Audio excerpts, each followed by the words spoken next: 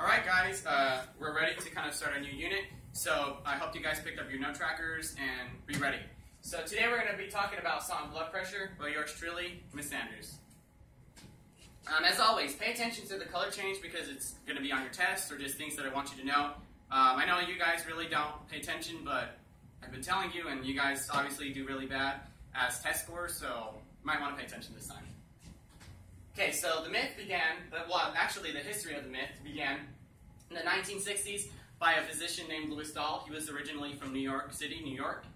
He was the first one who did any studies on humans. He recorded information whenever he did his studies in the 1960s, but they didn't correlate with each other, so therefore he could not prove that salt affects blood pressure at the time. So that's how the myth originally began, and it went on until the early 2000s. An article by Taubes states flimsy evidence was implicating salt as a cause of hypertension.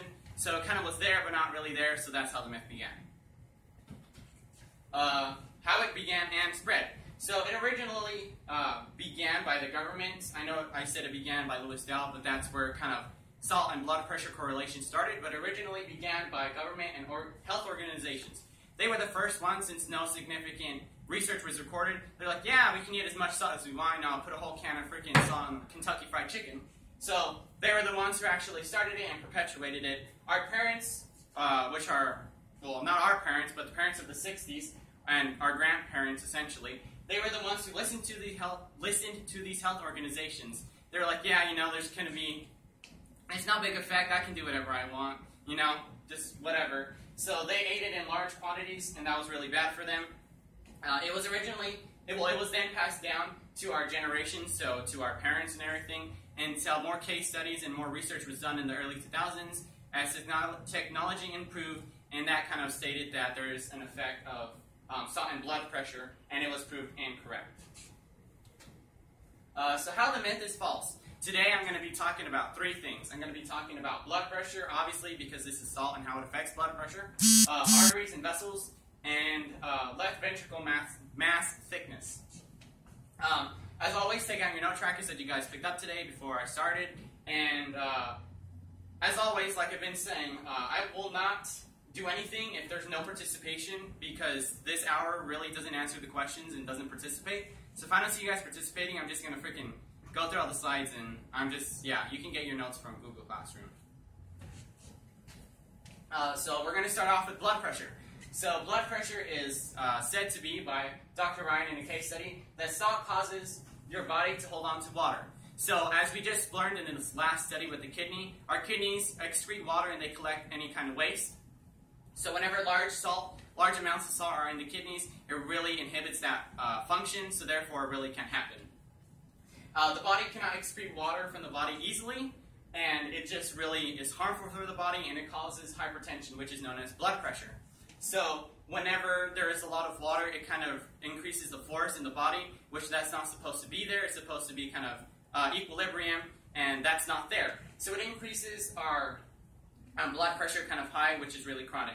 As we know, our normal blood pressure is between 120 over 80 and 140 over 90. Anything above or anything lower is just really harmful for the body, and we should know that, and if it's anywhere where it's not supposed to be, you should consult a doctor, because I don't want you dying in my classroom.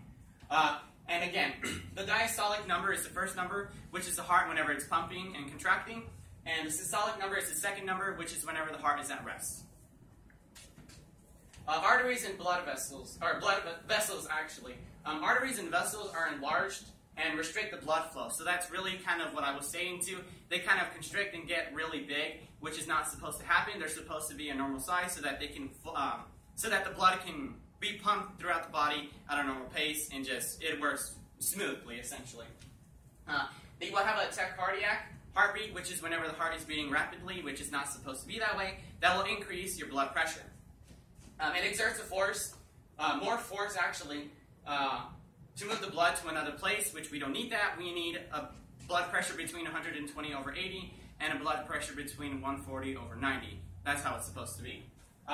In another case study done by Gardner and McGregor, it is stated that reduction in salt intake causes a reduction in stiffness and thickness, which was referring to arteries and vessels, We don't need that thickness or stiffness, so that should not be there at all.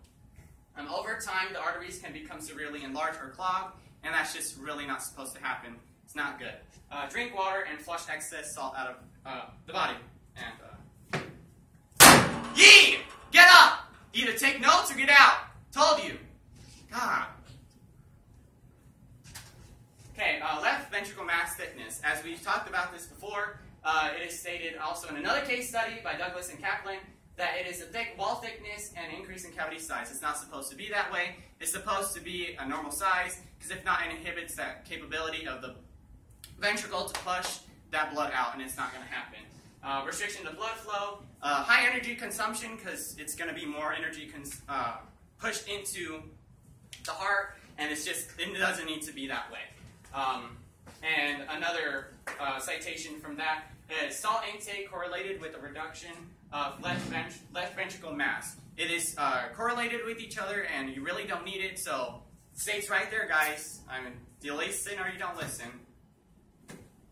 So the conclusion of this, the government is a lie. Not really. They just kind of lied to us in the beginning, and it's really not good for us. So, yeah. Salt is a leading is a leading factor in blood pressure, as stated, and my presentation is about that. So, just know that. And in an article by Tobbs again, it is stated, the cause of hypertension and increase of risk of premature death. So a lot of people die prematurely to this, and that's just don't eat salt, don't die, just live a happy life, have kids, I don't know. It's also an influence in heart attacks, strokes, kidney stones, and a lot more that I can care less about because I just want to be out of here, want to be on. And the myth restated and busted. Yeah. So salt does have an effect on blood pressure and other bodily functions. So we'll just leave it at that.